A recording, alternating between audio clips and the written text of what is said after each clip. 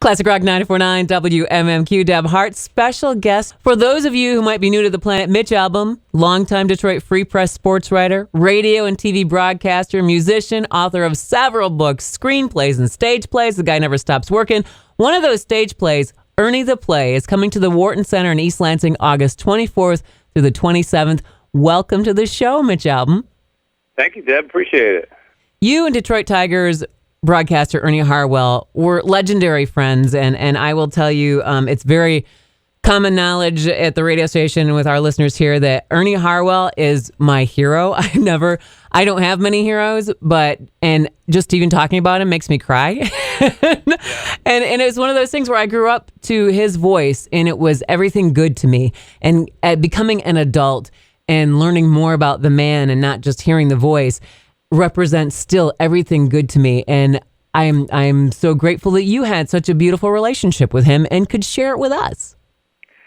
Well, I totally get why you would make him a hero, and as someone who also doesn't turn too many people into heroes, he's certainly worthy of it. He maybe is the kindest person I've ever met in my life, and he, towards the end of his life, we were friends for 25 years. You know, when you do this job, I remember my first day in Detroit in 1985 was at Tiger Stadium, and I felt a tap on my back, and I turned around, and it was Ernie Harwell saying, "Hi, I'm Ernie Harwell. I think you're the new guy." You know, and I remember saying to myself, "Wait a minute, I'm supposed to tap you on the back." But that's who he was, and right from the get-go, Ernie loved writing and sports writing, so he was kind of a fan of that world anyhow. And we went to a lot of the same places, obviously, with the Tigers, and became friends, myself and Lulu, his wife, and have been to his house numerous times. And towards the end of his life in the last year, he asked me one time I was visiting with him if I would consider doing a movie or a play about his life. I think it was more his manager's idea than his. He was kind of embarrassed by the whole idea. But yeah. I said, well, sure, if that's something you want to do. And then he took a turn for the worse with his bile duct cancer, and it became a moot point. And he died, months later, and never got a chance to fulfill that. And that summer, I just sort of was feeling bad about, Ernie Harwell doesn't ask for much, and you always want to give him anything that he wanted. And so I thought, well, maybe I could do this, posthumously. And I just sort of started writing this play down in my basement with nobody waiting for it or expecting to see it. And eventually I put together something. I took it to a little theater in Detroit, and I said, listen, I don't know if this is any good or not, but you're right across the street from the ballpark, so you'll probably have some built-in people who might be interested in seeing a play about Ernie Harwell. Would you run it for a couple of weeks? And they agreed to run it for 3 weeks, the City Theater, and it's now in its 6th year. And it's been played all over Michigan and even in Florida. And, it just goes to show you that Ernie...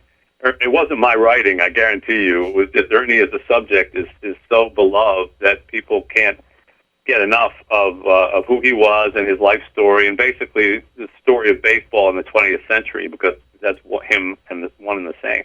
Mitch Albom is our guest, and we're talking about Ernie the Play, which is coming to the Wharton Center in East Lansing August 24th through the 27th. Mitch, I did have the opportunity to see Ernie at City Theater in Detroit. And I saw the show with my husband and with my girlfriend from childhood, who's been a Detroit Tigers fan her whole life, and a couple other couples, and probably all of us in late 30s, early 40s. And we bawled and laughed and just had the best time. And I would love to see that show again. And it's just so moving, and it's just great storytelling. And you really feel like, and the actors were so good, and I know they'll be just as good when they come to the Wharton Center, that you feel like that's Ernie right there in front of you. Yeah, it's one of these things, Deb, that's just it was blessed from the start. And I say it isn't me. You can just sort of tell. We've had 2 actors who played Ernie in the 6 years. One did it for the first 3, and now one's done it for the second 3, and they were both fantastic.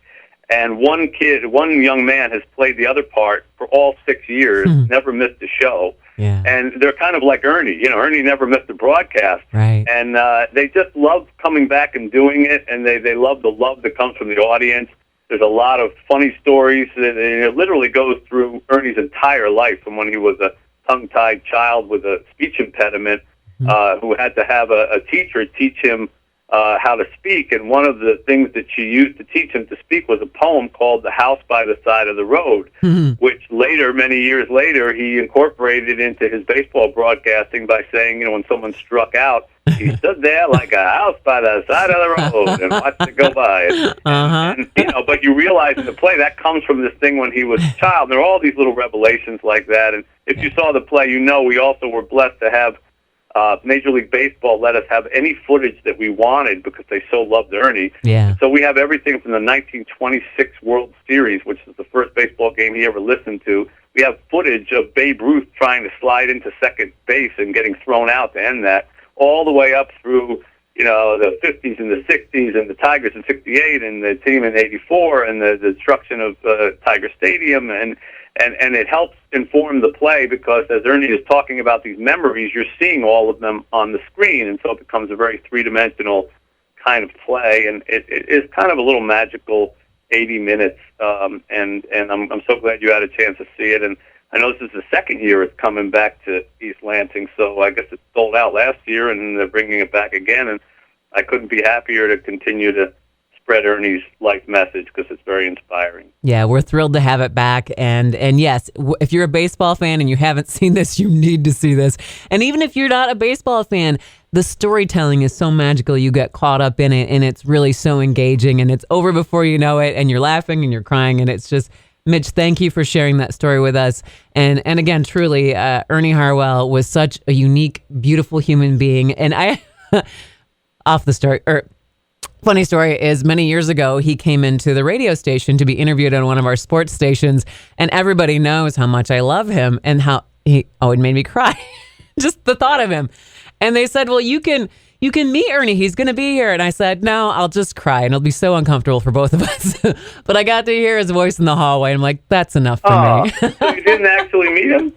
I didn't. I knew I would become a blubbering mess, and I don't feel that way about anybody. I've been in rock radio for over 25 years now, and no one blows me away like Ernie Harwell still does. I'm still getting choked up just thinking about what a beautiful human he was.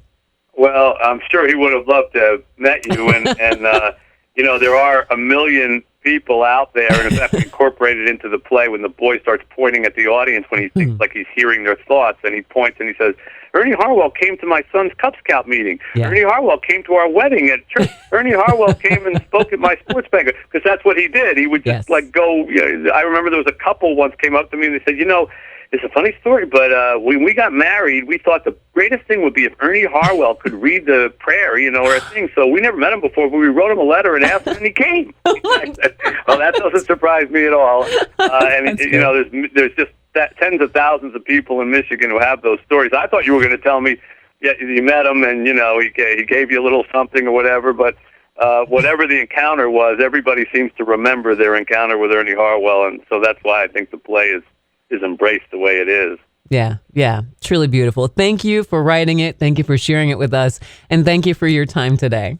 Oh, it's a pleasure. Thanks so much. Bye-bye. Bye-bye.